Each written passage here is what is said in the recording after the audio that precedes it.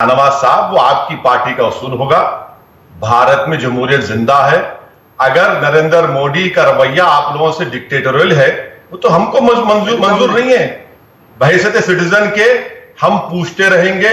हम देश के वफादार हैं, नरेंद्र मोदी के वफादार नहीं है। हम देश से कभी गद्दारी नहीं करें, ना करेंगे। हाँ, नरेंद्र मोदी की मुखालिफत करेंगे इसलिए कि नरेंद्र मोदी सरासर नाकाम साबित हुए हैं भारत को हिफाजत करने के लिए, और चीन के मामले में एक्सपोज हो चुके हैं। सवाल करना जमहूरियत का बुनियादी उसूल है, वरना जमहूरियत नहीं रहेगी। और आप अगर ये कहेंगे कि मैं आपके साथ आकर थाली बजाऊं, ताली बजाऊं, दिया जलाऊं, नहीं हो सकेगा। नहीं, दो चीजों को जोड़ रहे हैं ओवैसी साहब। आप दो पैरेलल एग्जांपल्स नहीं दे रहे हैं। क्या ये संवेदनशील मसला नहीं है?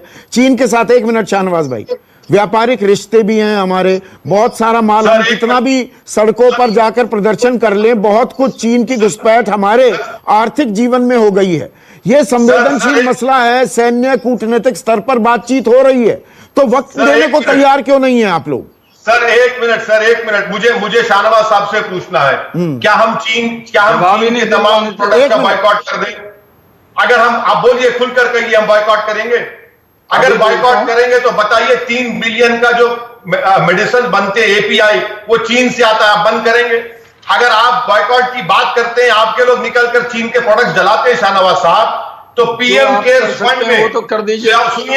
सुनिए, पीएम केयर्स फंड में Xiaomi ने 10 करोड़ रुपए दिए। चीन की कंपनी है, मेरी नहीं है। OPPO 1 करोड़ 1 करोड़ दिया पीएम केयर्स में। हुआवी 7 करोड़ दिया। OnePlus 1 करोड़ दिया। टिकटॉक 30 करोड़ रुपए।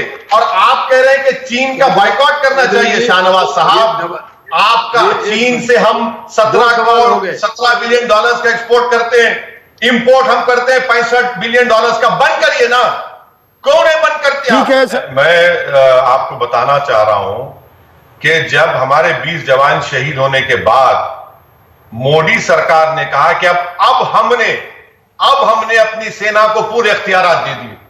इसका मतलब क्या है कि आपने इख्तियारात नहीं दिए थे सेना को, जिसकी वजह से उन 20 जवानों की मौत हुई।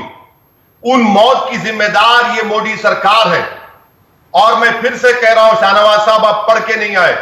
आर्टिकल सर, हमने जो 1990, देखिए आप जो बोल रहे थे नहीं बोला मैं। आर्टिकल 6 ऑफ 1996 का एग्रीमेंट कहता है, यही चीन और भारत का एग्रीमेंट, कि अगर हमला होगा तो लिमिटेड आर्म्स में जवाब दिया जा सकता है। मैं आपसे कह रहा हूं कि आपकी सरकार नाकाम साबित हुई है।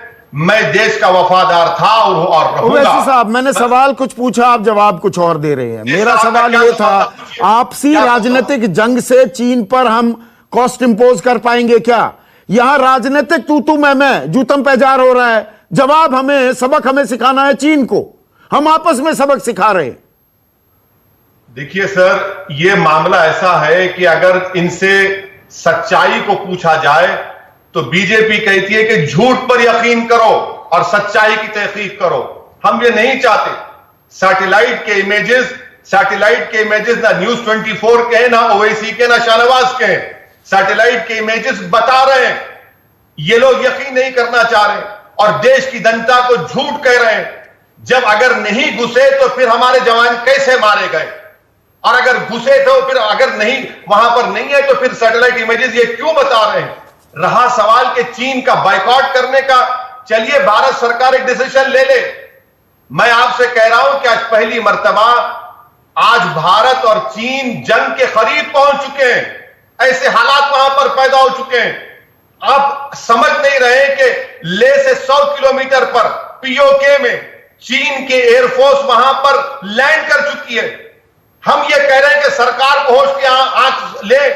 मोदी जी जिनपिंग पर बेइंतहा भरोसा करते हैं, और वही गलती जो नेहरू ने की आज मोदी ने की। 62 में नेहरू ने गलती की थी और 2020 में मोदी ने गलती की।